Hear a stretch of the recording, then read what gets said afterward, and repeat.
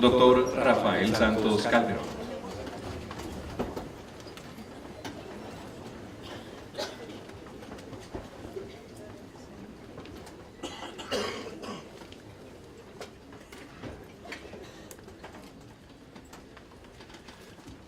Un saludo muy especial para las familias de los graduandos, para los 173 graduandos que recibirán su diploma en la mañana de hoy. Un saludo muy especial a nuestra invitada especial que se dirigirá a ustedes en unos minutos, la doctora Lucía González, comisionada de la Comisión de la Verdad. Muchas gracias, Lucía, por aceptar esta invitación. Un saludo muy especial a la mesa, al señor secretario general de la Universidad, a la señora decana, a los directores de departamento, a los representantes de los profesores, al consejo académico, a ustedes una muy cordial bienvenida. Antes de comenzar mi intervención, me gustaría pedirle el favor a los graduandos que se pongan de pie un momentico y den la vuelta y le den un fuerte aplauso a sus familias por todo el apoyo que recibieron de ellos a lo largo de este día.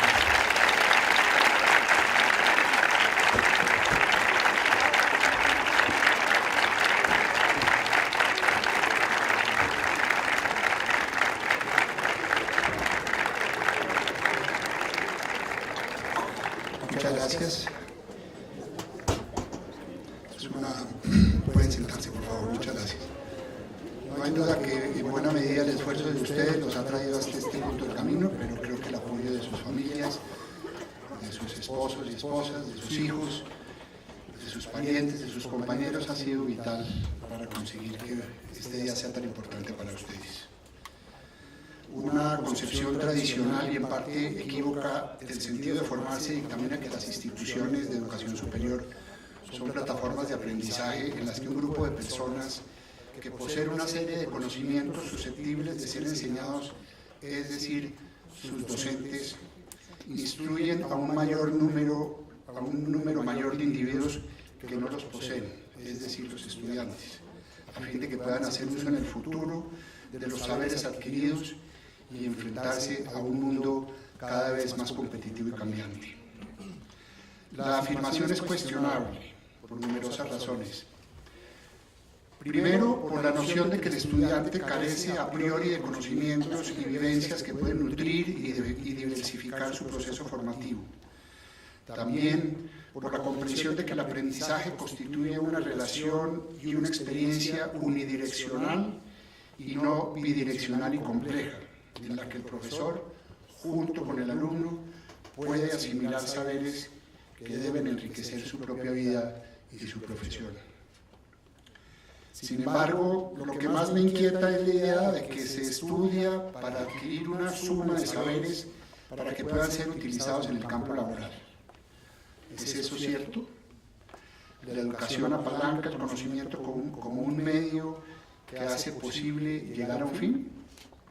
La formación que ustedes han recibido durante los últimos años y que hoy los hará acreedores a un título profesional solo representa un requisito en el enfrentamiento que librarán con el mundo laboral dentro de un tiempo. Por supuesto, el actual modelo de desarrollo económico atravesado por fenómenos como la masificación y la globalización exige que la educación superior afronte el reto de formar profesionales con capacidades suficientes para dar respuesta a las nuevas realidades sociales y para que se puedan integrar en un mercado laboral cada vez más exigente y difícil, cada vez más competitivo, incrementando su capacidad de innovación, de productividad y, muy importante, de emprendimiento. No obstante lo dicho, el horizonte del egresado debe extenderse más allá del saber hacer y debe abarcar una perspectiva de acción que trascienda un plano ético y moral. Por ello, la Universidad Central desde su fundación ha trabajado incansablemente por propiciar la formación integral de sus estudiantes y también de sus profesores, como sujetos políticos y profesionales que participen en procesos de producción tecnológica, científica y artística al servicio de la construcción de un mejor país. Así garantizamos que los egresados de nuestra institución no solo se apropien de los discursos y saberes de sus respectivos campos, sino que estén en capacidad de interpretar e intervenir frente a las tensiones y problemas que acucian a nuestra sociedad y al mundo. Creo firmemente en que ustedes y los estudiantes que en el pasado se graduaron de esta institución cuentan con las herramientas académicas necesarias para avanzar y dejar en alto el nombre de la universidad y el de ustedes, pero también con una suma de valores interpersonales y un sentido social que les permitirá tener presente que el ejercicio de su profesión no debe perseguir un fin egoísta, sino que debe permitirles servir a la comunidad y convertirse en un mecanismo, un instrumento de transformación social. Un consejo: aprendan a aprender y estén siempre aprendiendo. Sean proactivos, adáptense a los cambios permanentes que experimentarán a lo largo de su vida laboral y no teman enfrentarse a los nuevos instrumentos y a las nuevas tecnologías digitales que se han implementado en campos como la comunicación, la información y la industria cultural, y en la educación también. El compromiso que asumirán en adelante como embajadores de la institución y portavoces del país es muy grande. Recuerden que al tiempo que ejercen sus profesiones serán los responsables de promover valores democráticos como la tolerancia, el respeto a la diferencia, la solidaridad y la convivencia social. Son numerosos los egresados que con su trabajo y su ejemplo de vida han realizado aportes significativos al entorno y han sentado un precedente que muestra el compromiso de la universidad y sus miembros con la realidad social de nuestro país. Ginette Bedoya, para citar un ejemplo, iniciadora de la campaña No es hora de callar, que denuncia la violencia sexual y de género en Colombia, es una orgullosa periodista que cursó sus estudios en nuestra institución. En mayo del 2000, a los 26 años, fue engañada con una supuesta entrevista en la cárcel Modelo de Bogotá, cuando adelantaba una investigación sobre casos de tráfico de armas, desapariciones y homicidios que involucraban a funcionarios y miembros del Grupo Paramilitar Autodefensas Unidas de Colombia. En la puerta de la cárcel fue interceptada por 3 hombres que por la fuerza la subieron en un vehículo, la drogaron, la torturaron y violaron. 9 años después de esta terrible vejación, tuvo el aplomo y la valentía de compartir por primera vez su historia a la opinión pública y desde entonces ha combinado su trabajo periodístico con el apoyo a grupos de víctimas sobrevivientes en Colombia y ha impulsado el activismo en favor de los derechos de las mujeres y el claro rechazo de todos los tipos de violencia que se ejercen contra ellas. Sin lugar a dudas, de mucha mayor trascendencia que el ruido que ha hecho el Me Too en el mundo entero. Que nadie les diga lo contrario. Desde su ingreso a la universidad se han convertido en agentes de cambio, en mediadores entre el conocimiento y la sociedad. Y siempre que mantengan viva su pasión por el oficio y definen una meta clara, solidaria y ambiciosa para su futuro, podrán alcanzar los objetivos que se tracen y emplear con amplitud y oportunidad todo aquello que interiorizaron en aulas, laboratorios, talleres, escenarios, etc. Todo lo que les fue delegado por sus docentes, que a diario entregan toda su vida por brindarles una educación con la más alta calidad posible. Hace 2 semanas, lamentablemente, falleció uno de los profesores más brillantes, ilustres y queridos de la institución, el maestro Roberto Burgos Cantor, quien se desempeñaba como director del Departamento de Creación Literaria, y quien, además de hacer contribuciones significativas y de gran reconocimiento a las letras colombianas mediante su labor escritural, fue un maravilloso docente, una maravillosa persona que marcó el proyecto de vida de muchos de nuestros egresados. Quiero invitarlos por ello a que hagamos un minuto de silencio en memoria suya por todo el bello legado que nos dejó. Por favor, de pie.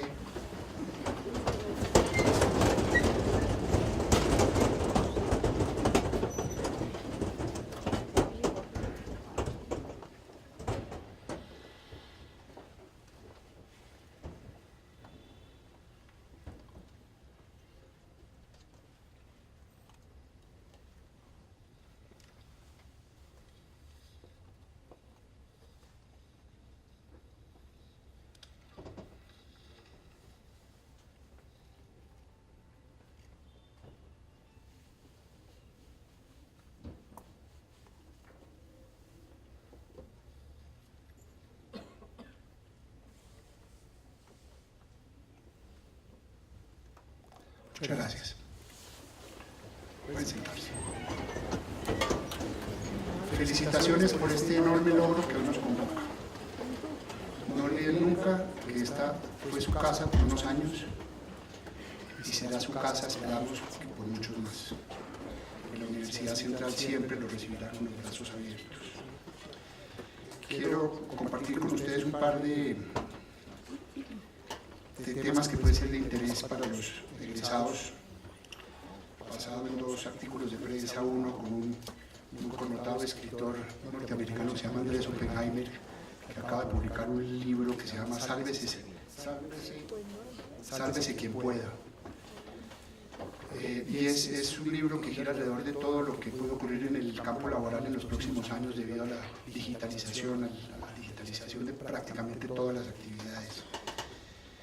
Y él dice que los empleos y las profesiones tal como se conocían hoy, en una importante proporción, están destinadas a desaparecer.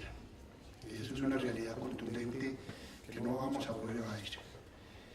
Y él sugiere que no le tengamos miedo a la digitalización, más bien que nos anticipemos y que estemos permanentemente reinventando nuestras profesiones y reinventándonos como personas.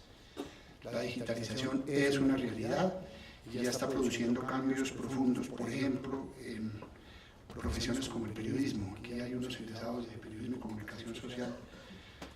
En una respuesta que él da a una pregunta en la entrevista, dice, en un capítulo del libro, él habla en parte de lo que están haciendo y cómo el trabajo básico de escribir algunos temas también va a desaparecer.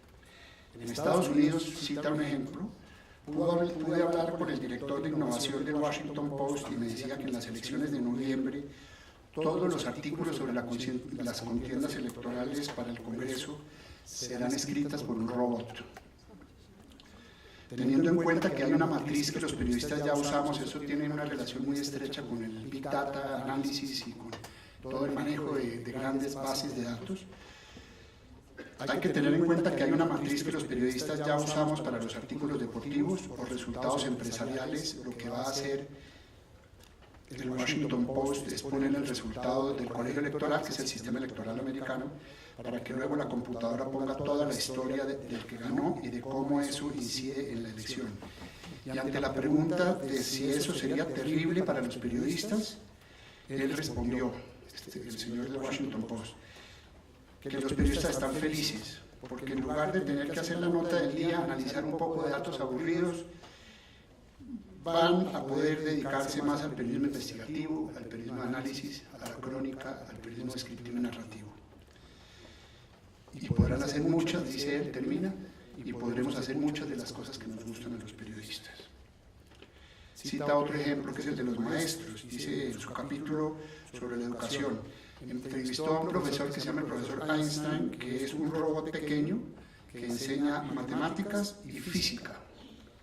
Eso es una muestra de que actualmente, cito el artículo, cualquier niño entra en Google, la persona que va a hablar a los graduandos del mediodía es un ejecutivo de Google,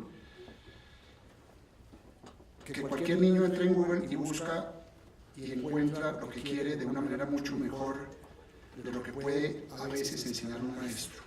Entonces, ¿qué van a hacer los maestros?, pregunta el periodista que lo está entrevistando. Dice, pues van a dejar de impartir conocimientos y harán algo mucho más importante y enriquecedor. Van a ser motivadores y van a ayudar a los niños y niñas a descubrir su pasión, a enseñarles de verdad. los valores éticos y les enseñarán a trabajar en equipo y a resolver problemas, que es todo lo que un robot no puede enseñar. Entonces, los maestros solo verán amenazados sus trabajos si siguen haciendo lo que están haciendo hoy. Para quienes no se preparen, puede ser traumático y hasta devastador. Pero para el que se prepare, le van a pasar cosas muy interesantes. Esto es lo que tiene que ver con el libro, que se lo recomiendo. El libro se llama Sálvese si puede. Y luego termino mis palabras antes de presentar a nuestra oradora con una invitación a los graduandos, a sus familias, cruzando la calle en el Teatro Faenza, que tendrá sus puertas abiertas para ustedes. Hay una exposición que invita al recogimiento, a que entendamos muy bien en qué país estamos viviendo y en qué país hemos vivido durante los últimos 50 años. Es una exposición del maestro Samario Rafael Gómez Barros, que se llama Regresando a la Semilla. Es una intervención monumental con unas tibias de 2,50 metros, casi 3 metros, y coronadas por unas eugenias y unos jazmines. Y el maestro Gómez Barros, yo le pregunté que por qué había escogido jazmines y dice que muchas de las fosas comunes que él visitó para inspirar su obra estaban sembradas de jazmines para esconder el mortecino. El olor del jazmín es muy fuerte. Los invito de verdad que como colombianos, jóvenes sobre todo, muchos de los cuales a lo mejor no han vivido el horror de lo que le ha pasado a este país en los últimos 50 años, pasen un momentico por entre las tibias, suban al segundo piso del teatro, aprecien la exposición desde arriba, pasen al lado del teatro. Hay una exposición que son los puños cerrados. Ustedes pueden imprimir sus puños si quieren aportarle a la exposición en una máquina que va a estar debajo de una carpa ahí mismo, que es un homenaje a los líderes sociales caídos, asesinados en los últimos tiempos. Simplemente menciono un escrito del curador Emilio Tarazona, cito comillas: ¿cuál es esa semilla a la que se refiere en el nombre del proyecto y a la cual regresamos? Parece que no hay una receta de un tiempo nuevo que se abre sin una extraña síntesis de logro y calamidad. Gómez Barros intenta descodificar una arquitectura de violencia y recodificarla como un desafío cotidiano, encontrar en lo que antes era la imagen de la hostilidad vías posibles para la paz, entendidas como semillas. Ellas buscan un territorio distinto a aquel donde la vida ha sido muchas veces arrancada de raíz. Mi invitación muy cordial a que ustedes vean una exposición que no se va a repetir en Bogotá. Quiero darle una muy especial bienvenida a una colombiana absolutamente ejemplar por todo lo que ha hecho en su vida, por lo que se propuso hacer para aceptar el encargo de hacer parte de la Comisión de la Verdad, a mi querida Lucía González Duque, que es una gestora social y cultural. Lucía es arquitecta, ha trabajado en el campo social y cultural en entidades tanto públicas como privadas, siempre en busca de la justicia social y la equidad desde el arte y la cultura. Fue asesora de artes en la alcaldía de Bogotá en la línea de arte para transformación social, del Centro Internacional de Cultura Transicional en Asuntos de Memoria Histórica, asesora de la Oficina del Alto Comisionado para la Paz y Reconciliación, Paz y Convivencia de la Alcaldía de Medellín. Fue directora de la reconstrucción del eje cafetero luego del terremoto y directora técnica de Colombia Humanitaria para la atención y recuperación de los efectos del invierno en el país. Después fue directora del Museo Casa de la Memoria de Medellín, del Museo de Antioquia, de la Orquesta Filarmónica de Medellín, del Teatro Pablo Tobón Uribe y del Pequeño Teatro. Asistente de la Presidencia de Conconcreto y de Viva la Ciudadanía, directora de Planeación Departamental, y ha dirigido varias entidades sociales. Actualmente es comisionada de la Comisión de la Verdad, la Convivencia y la No Repetición. Aquí han estado colombianos, como una invitación de la Rectoría de la Universidad, colombianos muy ilustres, entre otros un colombiano que hubiera disfrutado y sufrido también un momento muy especial porque está viendo el país luego del acuerdo de paz. Fue Nicanor Restrepo, fue uno de sus últimos actos y yo lamenté mucho su muerte. Daniel Samper Pisano, Alberto José Vélez, presidente del Grupo Argos, Juan Martín Caicedo, director de infraestructura infraestructura. En fin, por aquí han desfilado personajes muy colombianos, muy importantes y que le han hecho grandes aportes al país. Recibamos pues con un fuerte aplauso a Lucía González, quien es nuestra oradora invitada.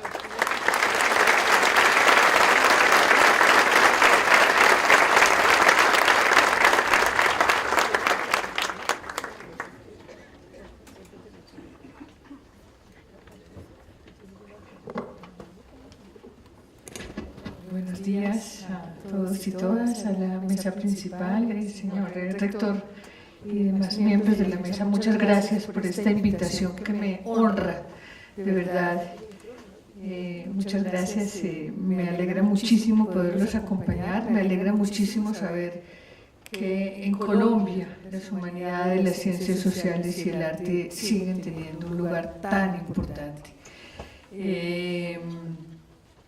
Quiero agradecer a la Universidad, doctor Rafael, por el énfasis tan grande que tiene en la construcción de sujetos humanistas que creen en la participación del ser humano en la construcción de la vida social, desde el arte y desde la cultura. Ese énfasis que hace la universidad en las humanidades, la cultura y el arte y el compromiso con las comunidades es hoy lo que necesita Colombia. Contrario a los conceptos de competitividad, competencia, rentabilidad, que cuando están vaciados del sentido más profundo humano, de la noción del otro, nos hacen muchísimo daño.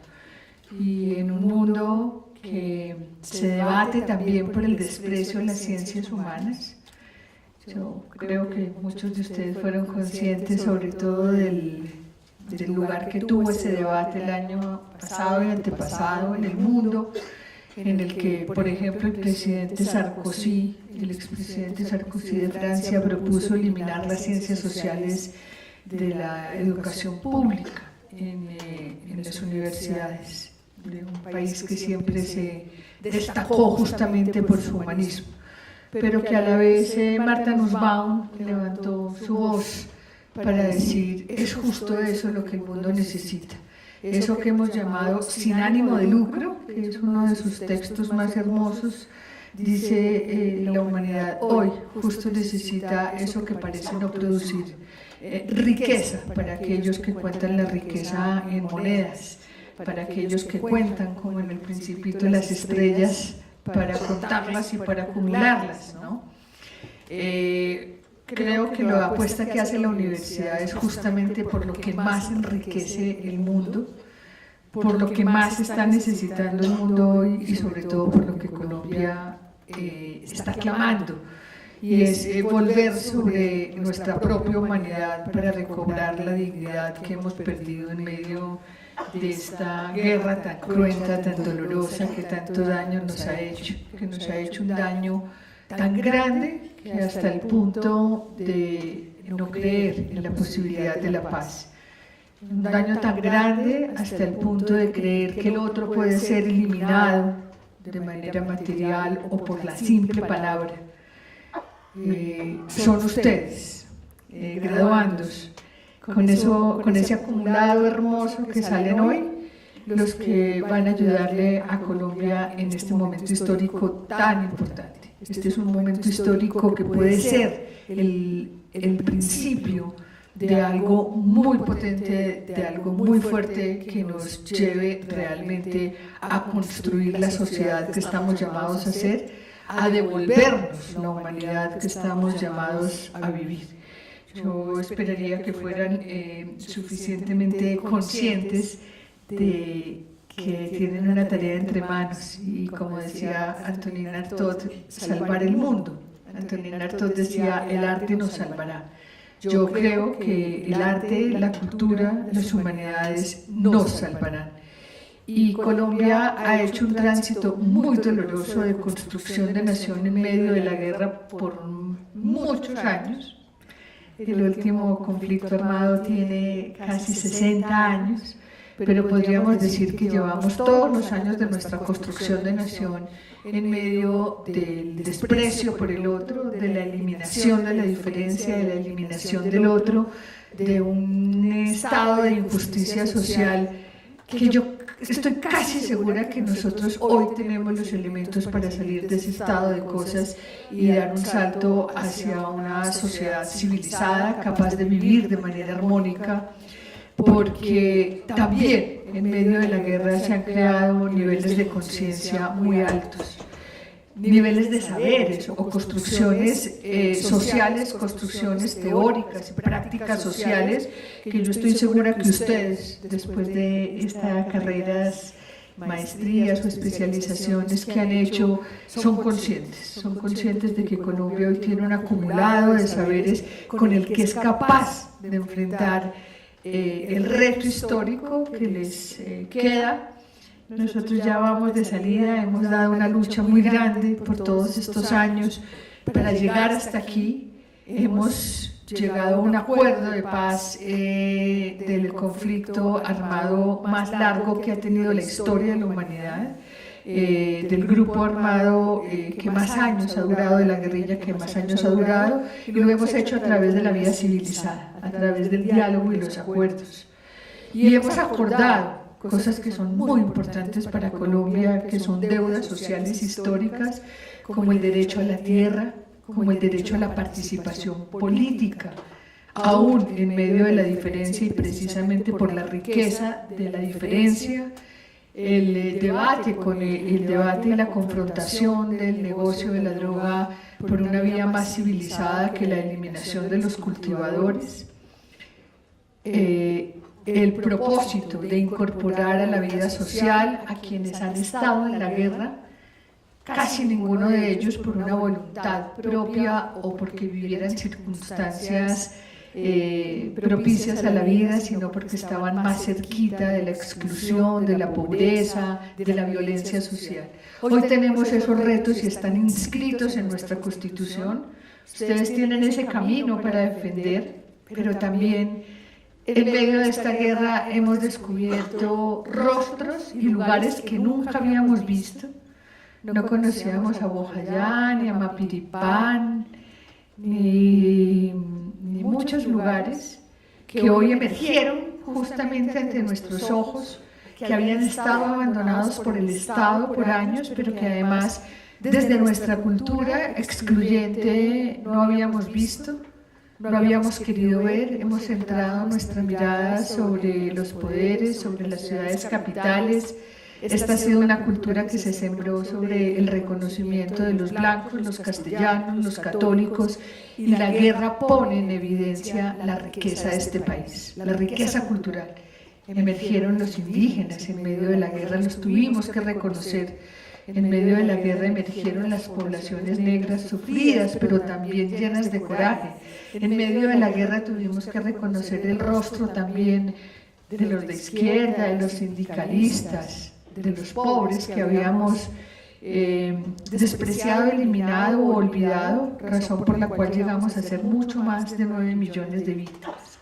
Pero ahí los tenemos, y los tenemos haciendo unos ejercicios de resistencia impresionantes. Yo creo que ustedes son conscientes de cómo la vida se defiende aún en medio de esas situaciones, en medio de esas pobrezas, en medio de esas exclusiones, cómo en medio de esas situaciones de abandono emergen los cantantes de Timbiquí y las cantadoras de Bojayá, y emerge Chokip Town con su mensaje por la inclusión, y emergen los artistas como el maestro Barros que tenemos hoy al frente de este auditorio, y emerge la vida como un acto poético de creación con los restos de lo que nos queda, con los restos de lo que ha dejado la guerra. Yo creo que también muchos de ustedes y de sus familias han tenido que luchar esa sobrevivencia en medio de la guerra. Aquí casi nadie está excluido del dolor de la guerra, que si no fue de manera directa, lo fue de manera indirecta, de las pobrezas que ha producido, de las dificultades que ha producido esta guerra, pero ustedes tienen entre manos la materia que hace posible la vida, que es la reflexión poética como un acto creador, que es la reflexión social y filosófica y sociológica que nos permite encontrar en la cultura los valores que hacen posible la vida en comunidad, y el acto creativo que a través del cine, de la poesía, de la danza, de la literatura, nos muestra las posibilidades inmensas de una Colombia que es inmensamente rica. Hoy hemos visto ese rostro de la riqueza en películas hermosas que ha hecho Colombia, en exposiciones, en películas como la de Ciro y yo, como la de La Sirga, como Chocó, en exposiciones como la que tiene el maestro Jesús Abad Colorado hoy en el claustro de San Agustín, que espero que no se pierdan, pero también hemos visto a millones de organizaciones sociales y de grupos culturales cantando para que la vida perviva. Y son ustedes justamente los que están llamados a partir de esos saberes que han querido recoger en la universidad, han querido construir al lado de sus maestros, los que tienen las armas más importantes para combatir este estado de cosas. El arma de lo humano, de lo social, de lo profundamente sensible, de lo profundamente creativo. Entonces yo quiero de verdad decirles, entiendan que la tarea que tienen es histórica, que el reto que tienen es ser sujetos muy útiles a la sociedad, desarrollar a través de ese conocimiento la empatía y la sensibilidad que fue castrada y vetada para tantos durante tanto tiempo en estos ejercicios de exclusión y de señalamiento, que tienen una tarea poética que el mundo con seguridad les va a agradecer. Y no son pocos, ustedes son un montón, y yo creo que vienen de un montón de lugares distintos, porque veo rostros también de múltiples culturas que van a ser capaces de sembrar esa semilla que les ha dejado la universidad, su esfuerzo, el esfuerzo de sus familias, para que seamos la Colombia que nos merecemos. Muchas gracias.